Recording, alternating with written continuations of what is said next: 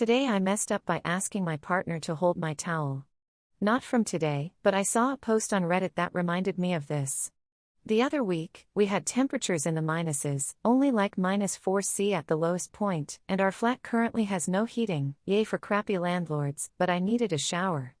I finished off, and realized how cold it was going to be when I stepped out of the shower, and that in the 2 steps to grab my towel, I would be freezing, so I called for my partner and asked him to hold the towel so I didn't get too cold.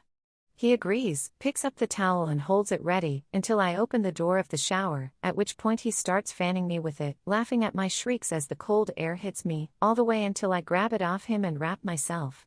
His logic was that now I'm cold, the rest of the flat won't seem as bad, which was true, but I learnt my lesson, just get out the shower and grab the towel myself. Lol, too long. Didn't read. Didn't want to get out the shower, asked my partner to baby me by holding the towel ready, forgot that one of the reasons I love him is 'cause he's a prick until he started fanning me.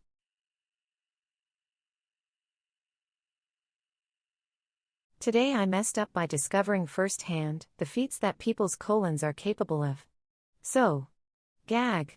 The poop knife story is the stuff of Reddit urban legend that has been around for years. I always thought of it as a slightly exaggerated version of real-life events.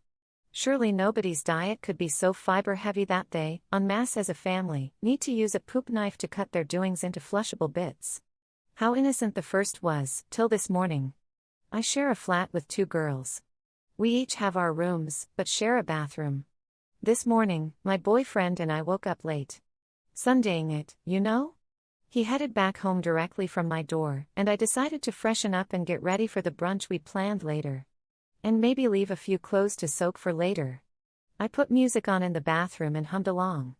Decided to use the facilities before I hopped into the shower. I lifted the lid of the toilet, before letting it fall back with an almighty clang in horror. There was something in there.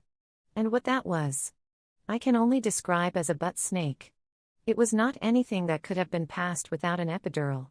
That thing had to have been fucking birthed. It was black, coiled up with veggie/lentil kind of things in it, and at fucking least more than a foot long.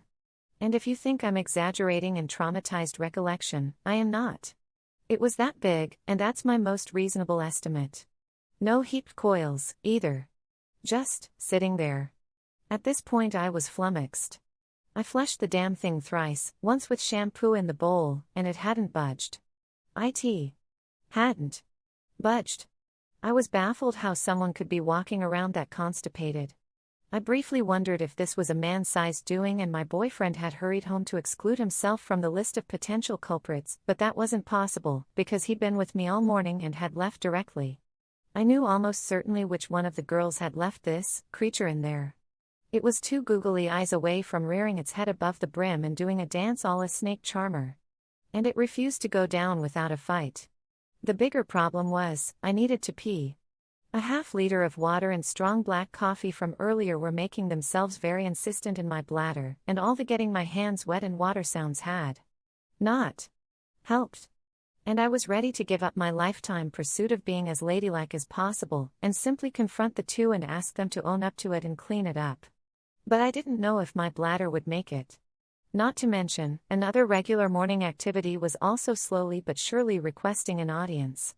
I decided to just handle this as quickly as possible. I got into the shower cabin, pulled the shower curtain across the opening, so that the water wouldn't splash on me or I wouldn't inhale any aromas or aerosolized poop. I angled the shower head over the bowl with the beast inside, set the shower on back bruising water bullet setting, cranked the heat to absolutely blistering, and let it rain. It took 16 minutes. 16 minutes of scalding water assaulting the porcelain and the barely contained and probably barley containing monster within, before the lower half of its body detached reluctantly and vanished out of sight. Encouraged by this development, I paused the water, covered my face, and dumped half a bottle of shampoo in there, to somehow lube the other bit off its death grip on the pot. And it worked. Another 4 minutes and the entire thing started rattling around rootlessly. I sprang out and pounded the flush panel again, and it disappeared down the dark drain, drowned out but surely screaming at me in its demon but not inhumanly audible frequency snarl. I slumped down in the shower cabin, in my now damp clothes, and dropped the shower head. WTF had even happened? The next few minutes were a blur.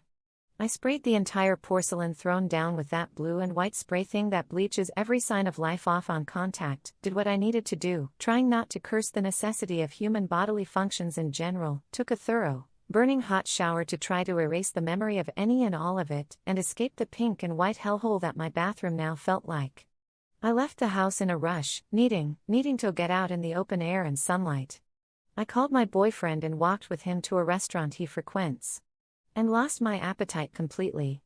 The blessed man behind the counter was serving the day's special, long kebabs. I've just reached home and am absolutely starving. I have yet to confront either of my two flatmates, and I have no idea how to even make eye contact with them. But I need to eat, and I have to pee. And I'll obviously need to leave my room at some point. I'd assumed that writing this out would have helped exorcise the image from my retinas, but it hasn't. I need someone to pat me on the head and tell me that I will forget this.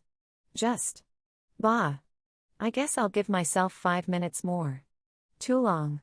Didn't read. Today I messed up by discovering in first person that my flatmate needs a poop knife, and pretty bad, and I probably need to rinse the backs of my eyeballs.